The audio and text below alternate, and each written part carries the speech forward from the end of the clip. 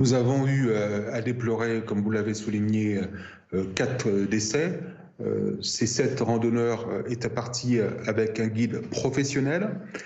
Ils avaient l'ensemble des équipements nécessaires et malgré tout, ils ont eu à subir un piège dans cette vallée, le Val d'Enfer, sur la commune du Mont-d'Or, où il y a eu un glissement neigeux qui était imprévisible, qui les a piégés.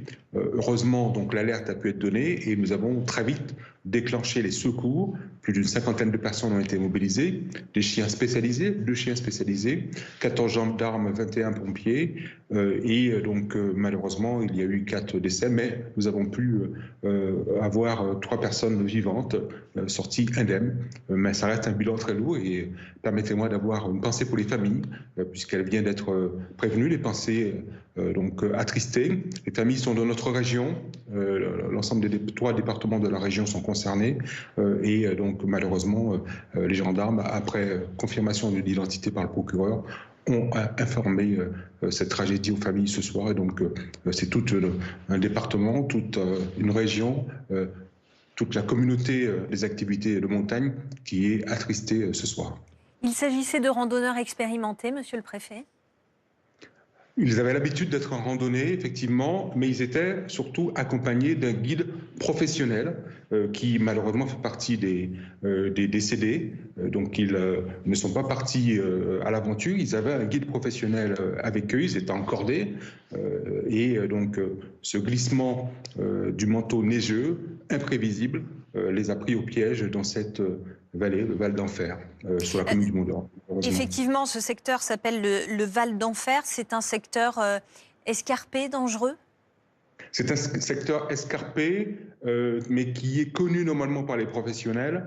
Il est vrai que ces 4 derniers jours, nous avons connu des épisodes neigeux importants. Nous avons eu 50 cm de neige sur ces 4 derniers jours, peut-être un redout ces dernières heures, qui ont fait qu'effectivement, on a eu ce glissement du manteau neigeux qui était instable, qui reste d'ailleurs instable, puisque Météo France considère qu'il y a encore un risque d'avalanche jusqu'à demain soir. C'est l'occasion aussi d'appeler à la prudence l'ensemble des personnes qui vont encore avoir des activités de montagne. Et c'est vrai que dans notre moyenne montagne, ce type d'événement, cette tragédie, n'est pas habituel pour le moins. Cela démontre encore que, bien sûr, la montagne peut tuer, et même si l'enquête le dira. Mais nous avons des personnes qui étaient encordées, 3 cordées, qui étaient accompagnées d'un guide professionnel, avaient pris des mesures, notamment ils étaient avec les appareils émetteurs-récepteurs, malheureusement nous avons quand même ce bilan qui est très lourd.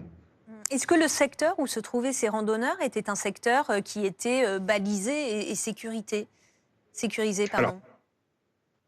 Ce n'est pas un secteur qui est sécurisé au sens où une piste de ski est sécurisée. Nous sommes dans ce qu'on appelle du hors-piste, mais ils étaient en randonnée, je le dis. Ils étaient accompagnés néanmoins d'un guide professionnel qui connaissait très bien les lieux.